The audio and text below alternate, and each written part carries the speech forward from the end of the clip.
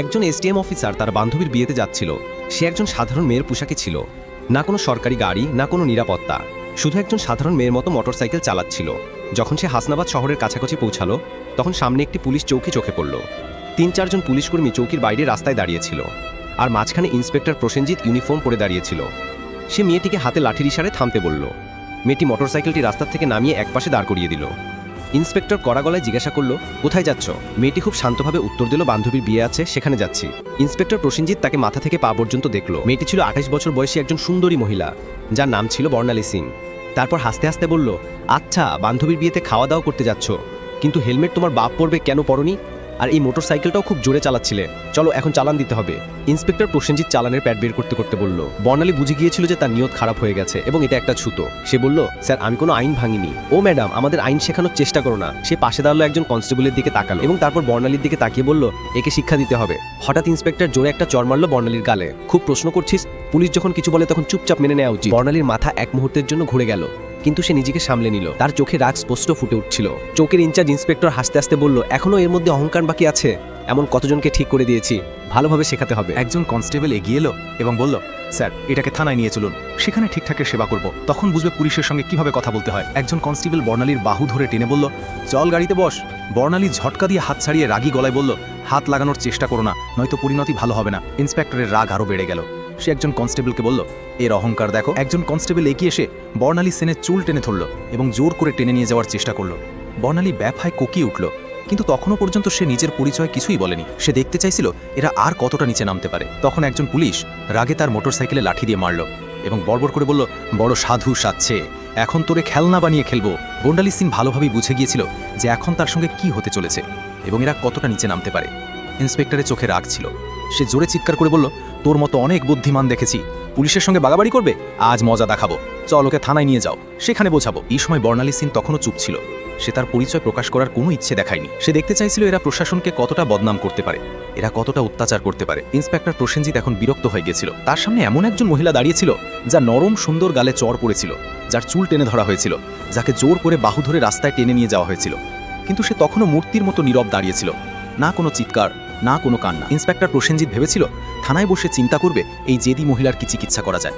এটা কেবল রাগ ছিল না, এটা এমন এক রাগ ছিল যা ভেতরে ভেতরে ফুটছিল। চৌকির ইনচার্জ ইন্সপেক্টর হাসতে হাসতে বলল, এখন জীবও চলতে শুরু করেছে, চল থানায়, দেখবো কত বড় জীব চলে তোর। থানায় ঢুকতে ইন্সপেক্টর জোরে চিৎকার করে বলল, ওরে কোথায় গেলি? চা পানি লাগা তাড়াতাড়ি, আজ একটা বিশেষ মাল এসছে। বর্ণালী সিং তখনও কিছু না বলে থানার দেয়াল দেখছিল। সে দেখছিল কিভাবে এরা সেই নিরীহ মানুষদের সঙ্গে আচরণ করে যারা কখনো কণ্ঠ তুলতে পারে না। তখন একজন কনস্টেবল ইন্সপেক্টর প্রসেনজিতের দিকে ঝুঁকে ফিসফিস করে বলল, কি কেস স্যার? কনস্টেবলের প্রশ্নে ইন্সপেক্টর প্রসেনজিৎ এসে বলল, আরে কিছুই না, স্পিড বা হেলমেট, যা মন যায় চাপিয়ে শুধু দাও। ভেতরে ঢুকিয়ে এর অহংকার ভাঙতে হবে, বেশি প্রশ্ন করিস না।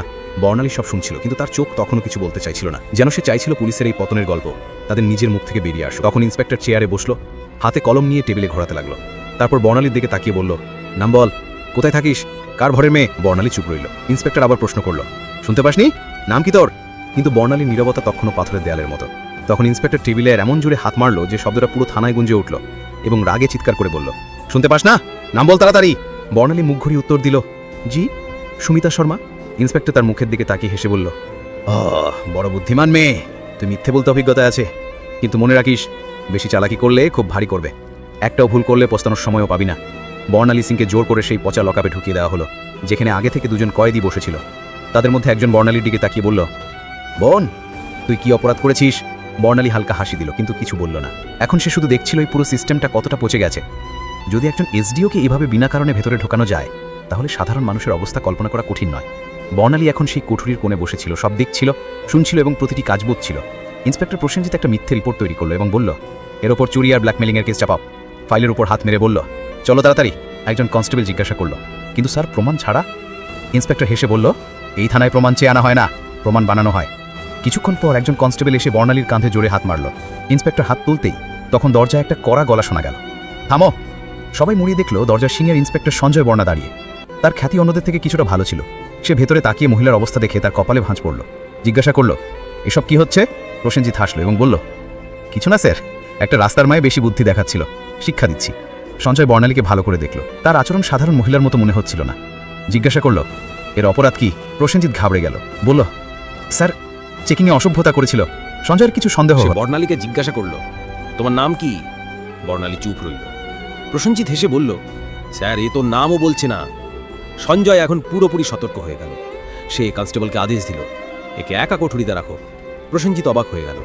কিন্তু স্যার, সঞ্জয় কঠোরভাবে বলল, আমি নিজে এর পাশে থাকব। তার আদেশে বর্ণালীকে আরেকটা কোঠরিতে বন্দি করা হলো, যেটা আগেরটার থেকেও বেশি দুর্গন্ধযুক্ত আর অন্ধকার ছিল। বর্ণালী চারদিকে চোখ বুলিয়ে দেখল। এক কোণে একটা ভাঙা টেবিল পড়েছিল, আর পাশে একটা মরচে পড়া লোহার রড। এখন সেই নোংরা সিস্টেমের আসল চেহারাটা আরও কাছ থেকে দেখছিল। প্রতিটি মুহূর্তে তার চোখ বুঝছিল যে আইন শুধু ফাইলের মধ্যেই সীমাবদ্ধ হয়ে গেছে। তখন একজন কনস্টেবল দৌড়ে এসে বলল, স্যার বাইরে একটা বড় গাড়ি দাঁড়িয়ে আছে। প্রসেনজিৎ এবার চমকে উঠল, জিজ্ঞাসা করল, কোন গাড়ি? কনস্টেবল ঘাবড়ে বলল, স্যার সরকারি গাড়ি। সে তাড়াতাড়ি বাইরে গেল এবং গাড়ির ভেতর তাকাতেই তার চোখ কপালে উঠল। সে হরপরে ফিরে এসে ধীর গলায় বলল, স্যার। প্রসেনজিৎ বিরক্ত হয়ে বলল, কি হলো, কে এসছে? কনস্টেবল কাঁপতে কাঁপতে বলল, স্যার কমিশনার সাহেব এসছেন। প্রসেনজিতের মুখ ফ্যাকাশে হয়ে গেল। সিনিয়র ইন্সপেক্টর সঞ্জয় বর্মাও সতর্ক হয়ে গেল, কারণ এখন বিষয়টা সরাসরি ওপরে পৌঁছে গিয়েছিল। কমিশনার সাহেব থানায় পা রাখলেন এবং তার চোখে স্পষ্ট রাগ দেখা যাচ্ছিল।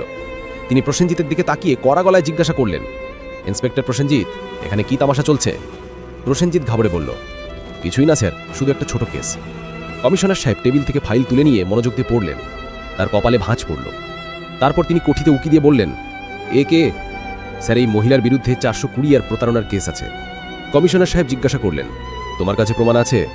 তিনি আবার বললেন, কোনো প্রমাণ আছে তোমার কাছে? এখন প্রসেনজিৎ পুরোপুরি ফেঁসে গিয়েছিল।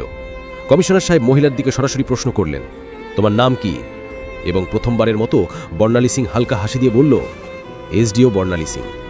পুরো থানায় নীরবতা ছড়িয়ে পড়ল। সবার মুখ ফ্যাকাশে হয়ে গেল। প্রসেনজিতের হাত পা কাঁপতে লাগলো। বাকি সব কনস্টেবল অবাক হয়ে দাঁড়িয়ে পড়ল। প্রসেনজিতের পায়ের নিচ থেকে মাটি সরে গেল। যে অফিসারকে সে চোর মনে করছিল, সেই ছিল সেই অফিসার যিনি পুরো জেলার আইন চালাচ্ছিলেন। আসলে সে কোনো সাধারণ মহিলা ছিল না, সে ছিল স্বয়ং এসডিও বর্ণালী সিং। যাকে রাস্তায় টেনে নিয়ে যাওয়া হয়েছিল, চুল ধরে টানা হয়েছিল, চড় মারা হয়েছিল। এই কথা সবার সামনে আসতেই পুরো থানায় হট্টগোল শুরু হয়ে গেল। সব কনস্টেবল স্তব্ধ হয়ে গেল। কমিশনার সাহেব তীক্ষ্ণ দৃষ্টিতে ইন্সপেক্টর প্রসেনজিতের দিকে তাকিয়ে রাগে বললেন, প্রসেনজিৎ, তোর এত সাহস কিভাবে হলো যে তুই একজন সিনিয়র অফিসারের ওপর মিথ্যে অভিযোগ চাপিয়ে দিলি? প্রসেনজিৎ কিছু বলার চেষ্টা করছিল। তখন সেখানে দাঁড়ানো সিনিয়র ইন্সপেক্টর সঞ্জয় বর্মা জোরে বললেন, স্যার আমি তো আগেই বলেছিলাম কিছু গোলমাল আছে। এখন প্রসেনজিৎ পুরোপুরি একা পড়ে গিয়েছিল। তখন বর্ণালী সিং তার শান্ত কিন্তু কঠোর কণ্ঠে প্রথমবার সরাসরি রায় ঘোষণা করলেন এবং বললেন, প্রসেনজিৎ, এবার তোর চাকরি গেছে, তোর সাসপেনশন পাকা, আর তোর বিরুদ্ধে এখন মামলাও চলবে। এটা শুনে প্রসেনজিতের যেন শ্বাস আটকে গেল। বাকি পুলিশরা তার থেকে মুখ ফিরিয়ে নিল। সঞ্জয় বর্মার সঙ্গে সঙ্গে হাঁক দিলেন, হাবিলদার সাহেব, এটাকে ধরে লকআপে ঢোকাও। কিন্তু তখন প্রসেনজিৎ পকেট থেকে একটা ভাঁজ করা কাগজ বের করে হাসতে হাসতে বলল, থামো ম্যাডাম, এটা আগে দেখে নাও, তারপর যা করার করো। সে কাগজটা দেখালো। কমিশনার এবং বর্ণালী সিং দুজনই তৎক্ষণাৎ তার দিকে তাকালেন। প্রসেনজিৎ বলল, এই নাও আমার বদলির আদেশ। 3 দিন আগেই আমার বদলি হয়ে গেছে। এখন তুমি যতই রাগ করো, আমাকে চাকরি থেকে বের করতে পারবে না। পুরো থানা আবার নীরব হয়ে গেল। বর্ণালী কাগজটা হাতে নিয়ে পড়লেন। কমিশনার চোখ তির্যক করে সিনিয়র ইন্সপেক্টর সঞ্জয় বর্মার দিকে তাকিয়ে বললেন, যাও দেখো এই কাগজটা আসল নাকি শুধু দেখানোর জন্য। সঞ্জয় কম্পিউটারের রেকর্ড দেখে মাথা তুলে বললেন, স্যার এটা তো আসল, কিন্তু এখনও এ নতুন ইন্সপেক্টরকে চার্জ হস্তান্তর করেনি। অর্থাৎ এখনও এখানকার আসল ইন্সপেক্টর হয়ে বসে আছে এবং সব দুষ্কর্ম এর দ্বারাই করা হয়েছে। এখন কেউ এটাকে বাঁচাতে পারবে না। বর্ণালী সিং তার চোখে চোখ রেখে বললেন, এখন তোর নতুন ঠিকানা সেখানেই হবে যেখানে তুই অন্যদের ঢোকাতিস। কমিশনারও মাথা নেড়ে ইশারা করলেন। দুজন কনস্টেবল তাকে ধরতে এগোতেই প্রসেনজিৎ আবার চাল চালল এবং বলল, থামো ম্যাডাম, আমি একা নই। তোমার কি মনে হয় পুরো দোষ শুধু আমার? তারপর সে থানার অন্য পুলিশদের দিকে ইশারা করে বলল, এরা সবাই আমার সঙ্গে আছে, উপর পর্যন্ত সবাই জড়িত। কিছু পুলিশের মুখ রং উড়ে গেল। সিনিয়র ইন্সপেক্টর সঞ্জয় বর্মা পরিস্থিতি বুঝে এক এক করে তাকাতে শুরু করল। বর্ণালী সিং কমিশনারের দিকে তাকিয়ে বললেন, এখন এই পুরো থানাটাই পরিষ্কার করতে হবে, কেউ বাদ যাবে না। কমিশনারও বললেন, যা হুকুম ম্যাডাম, এখন একে একে সবার হিসাব নেওয়া হবে। এই কথা মুখ থেকে বেরোতেই থানায় যেন বিদ্যুৎ পড়ল। থানার বাইরে কিছু সাংবাদিক চুপচাপ দাঁড়িয়েছিল, যাদের আগে থেকেই সন্দেহ ছিল যে থানায় কিছু বড় গোলমাল চলছে। যখন তারা খবর পেল যে পুরো থানা লাইন হাজির করা হয়েছে, তখনই তারা মোবাইল থেকে খবর ছড়াতে শুরু করলো। একটা চকচকে গাড়িখানার সামনে এসে থামল, দরজা খুলল এবং স্বয়ং এসপি সাহেব বেরিয়ে এলেন। চারদিকে তাকিয়ে দেখলেন সবার মুখ পুড়ে গেছে। থানার সব অফিসার একপাশে দাঁড়িয়েছিল এবং এসপি সাহেব বললেন, এখানে কবে থেকেই তামাশা চলছে। কিন্তু কমিশনার এবং থানা ইনচার্জ পুরোপুরি নীরব দাঁড়িয়েছিলেন। তখন বর্ণালী সিং সরাসরি এসপির চোখে চোখ রেখে বললেন, তোমার কি মনে হয় তুমি বেঁচে যাবে? সঞ্জয় বর্মার সঙ্গে সঙ্গে একটা ফাইল বের করে বর্ণালী সিংয়ের হাতে দিলেন, যে ফাইলটি এসপি সাহেবের সমস্ত কালো কাজের পর্দাফাশ করছিল। বর্ণালী সিং ফাইলটা এসপি সাহেবের দিকে এগিয়ে দিয়ে বললেন, নাও দেখো, এতে তোমার সব কুকীর্তি ভাড়া আছে। এসপি সাহেবের কপাল থেকে ঘাম ঝরতে লাগলো।